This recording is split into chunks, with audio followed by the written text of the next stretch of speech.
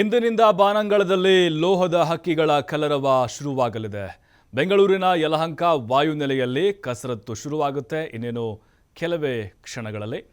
ಇಂದು ಬೆಳಗ್ಗೆ 9:30ಕ್ಕೆ ವೈಮಾನಿಕ ಪ್ರದರ್ಶನ ಏನಿದೆ ಏರ್ ಶೋಗೆ ಚಾಲನೆಯನ್ನು ಕೊಡಲಾಗುತ್ತೆ. ಪ್ರತಿ 2 ವರ್ಷಕ್ಕೊಮ್ಮೆ ನಡೆಯುವಂತಹ ಏಷ್ಯಾದ ಅತಿ ದೊಡ್ಡ ಏರ್ ಶೋ ಇದು. ಬೆಂಗಳೂರಿನ ಯಲಹಂಕದ ವಾಯುನೆಲೆಯಲ್ಲಿ ನಡೆಯುತ್ತೆ. 9:30ಕ್ಕೆ ಚಾಲನೆಯನ್ನು ಕೊಡ್ತಾರೆ.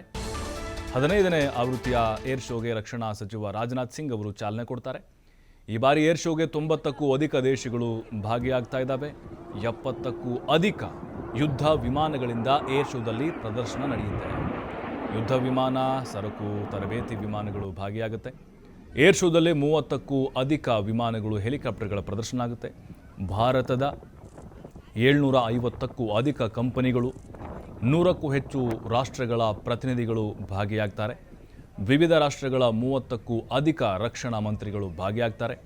ಅಮೆರಿಕದ F-35, ರಷ್ಯಾದ Su-57 ಯುದ್ಧ ವಿಮಾನಗಳು ಪ್ರಮುಖ ಆಕರ್ಷಣೆಯಾಗಿದೆ. ಮೈ ನವಿರೇಳಿಸುವಂತಹ ರೋಮಾಂಚನಕಾರಿಯಾದಂತಹ ವೈಮಾನಿಕ ಪ್ರದರ್ಶನ ಇರುತ್ತೆ. ಏರ್ ಶೋಗೆ 5 ದಿನಗಳಲ್ಲಿ 7 ಲಕ್ಷಕ್ಕೂ ಅಧಿಕ ಜನರು ಆಗಮಿಸುವಂಥ ನಿರೀಕ್ಷೆಗಳಿದ್ದಾವೆ. ಲಕ್ಷಾಂತರ ಕೋಟಿ ಬಂಡವಾಳ ಹೂಡಿಕೆಯಾಗೋ ಸಾಧ್ಯತೆಗಳಿದ್ದಾವೆ ಮತ್ತು ಭಾರತದ ಸಾಮರ್ಥ್ಯ ಏನು ಅನ್ನೋದನ್ನು ತೋರಿಸಲಿಕ್ಕೆ ಇದೊಂದು ಉತ್ತಮವಾದಂಥ ವೇದಿಕೆ ಇದು.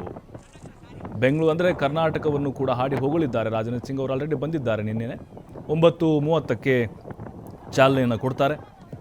Run to billion opportunity tagline ಕೊಟ್ಟಿದ್ದಾರೆ ಈ ಬಾರಿಯ ಏರ್ ಶೋಗೆ. ನೀಲಾಕಾಶದಲ್ಲಿ ಯುದ್ಧ ವಿಮಾನಗಳು ಘರ್ಜಿಸ್ತವೆ. ಉಕ್ಕಿನ ಹಕ್ಕಿಗಳ ಮ್ಯಾಜಿಕ್ ಅನ್ನು ತುಂಬಿಕೊಳ್ಳೋಕೆ ಜನ ಈಗ ತುದಿಗಾಲ ಮೇಲೆ ನಿಂತಿದ್ದಾರೆ.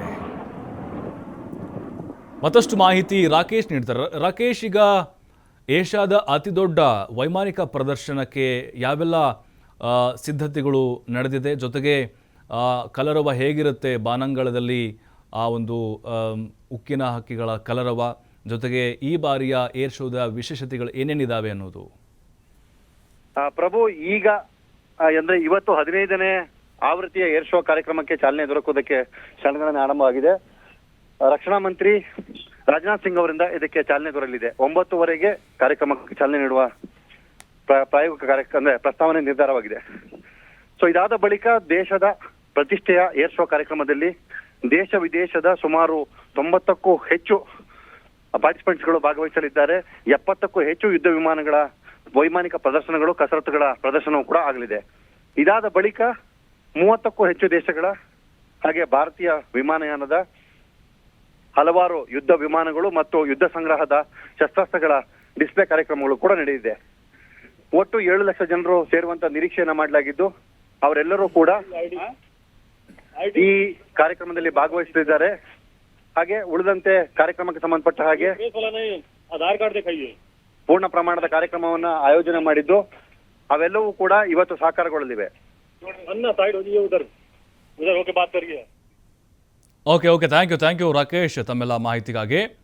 ಈಗಾಗಲೇ ಅಲ್ಲಿ ಎಲ್ಲ ವಿಮಾನಗಳು, ಪ್ರದರ್ಶನಕ್ಕೆ ಬರಬೇಕಾದಂಥ ಯುದ್ಧ ವಿಮಾನಗಳು, ಹೆಲಿಕಾಪ್ಟರ್ಗಳು ಎಲ್ಲವೂ ಕೂಡ ರೆಡಿಯಾಗಿ ನಿಂತಿದ್ದಾವೆ.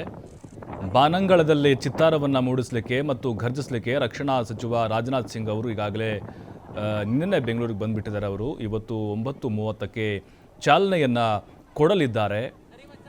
ಅಲ್ಲಿ ಡೈರೆಕ್ಟಾಗಿ ನೋಡುವಂಥದ್ದು ನಮಗೆ ಬಹಳ ಒಂದು ರೋಮಾಂಚನಕಾರಿಯಾಗಿರುತ್ತೆ. ಯಾಕಂತಂದರೆ ನಮ್ಮ ಭಾರತದ ಯುದ್ಧ ವಿಮಾನಗಳ ಕಸರತ್ತು ಹೇಗಿರುತ್ತೆ ಅಂತ, ತೇಜಸ್ ಆಗಿರ್ಬೋದು, ಜೊತೆಗೆ ಸೂರ್ಯಕಿರಣ್ ಆಗಿರ್ಬೋದು, ಮತ್ತು ಹೊಸ ಯಾವುದೆಲ್ಲ ವಿಮಾನಗಳನ್ನು ಮತ್ತು ಜೆಟ್ಗಳನ್ನು, ಜೊತೆಗೆ ಯುದ್ಧ ವಿಮಾನಗಳನ್ನು ಲಾಂಚ್ ಮಾಡಿದಾರೋ ಅದೆಲ್ಲವೂ ಕೂಡ ಇವತ್ತು ಅಲ್ಲಿ ಪ್ರದರ್ಶನ ಆಗುತ್ತೆ. ಸುಮಾರು 7ರಿಂದ 8 ಲಕ್ಷ ಜನ 5 ದಿನದಲ್ಲಿ ಅಲ್ಲಿ ಭಾಗವಹಿಸುವಂತಹ ನಿರೀಕ್ಷೆಗಳಿದ್ದಾವೆ. ದೇಶ ವಿದೇಶಗಳಿಂದಲೂ ಕೂಡ ಈಗಾಗಲೇ ಅದನ್ನು ಕಣ್ತುಂಬಿಕೊಳ್ಳೋಕೆ ಜನರು ಬರ್ತಾ ಇದ್ದಾರೆ.